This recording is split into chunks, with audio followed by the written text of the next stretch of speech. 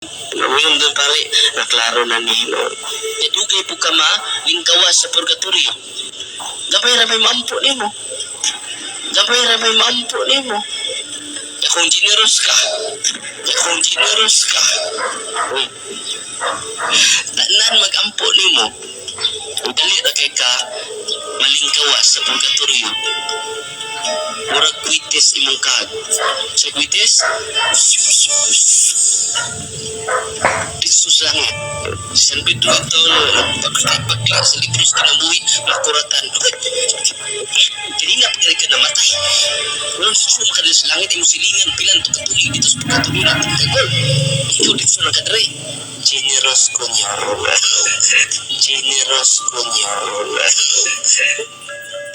Atong gipaminaw ang usa sa gahot o walis o sa kapari nga Katoliko nga nagsigi og pamutbot, inotog pamutbot kay kung daghan kuno kaayo moampo, daghan kuno kayo kusog kuno hatag sa generous kuno, kusog kuno mohatag sa ilahang relihiyon, mura daw kuno kwitis ang kalag mosulbong paingon dito sa langit matud pa aning bakakon nga usa ka pari nga ang ila ra bang pamatud-an kuno gyud nga ang ila kunong relihiyon si Kristo ang magtutukod unya karon kung naa na daw kadiha kinahanglan gyud kuno kung naa ka diha luwas na kuno ka niya karon ngano man nga patagaon pa man ngano man daghan pa magampo-ampuon pampuon, daghang kuno mo ampo, sulbong kuno ang kalag paingon sa langit.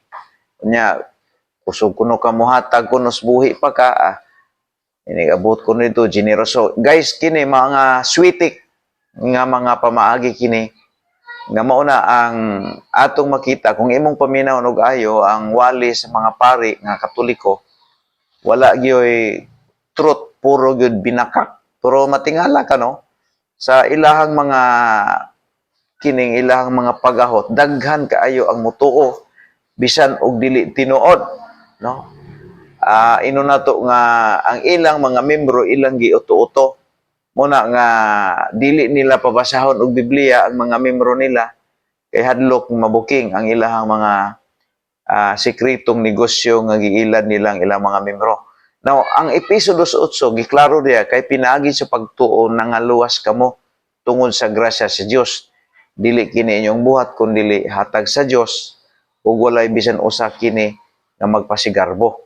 Sa episode 8 ngadto sa 9 giklaro diya ang pag-adto sa langit dili ni pinaagi sa hatag, dili ni pinaagi sa ampo, kundi pinaagi sa imong pagtuo kay ikaw may gusto mo adto sa langit, so ikaw ang motuo ni Kristo nga imong bugtong ug manuluwas.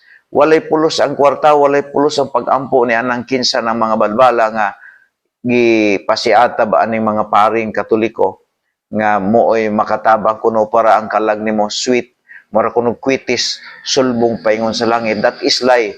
Mao na ang mga bakak nga mga pagtulunan nga maoy gipasiata ba ining mga relihiyon nga gidala ni Magellan diri sa Pilipinas. Guys, ang Biblia klaro kaayo kay pinaagi sa pagtuo nangaluwas kamo.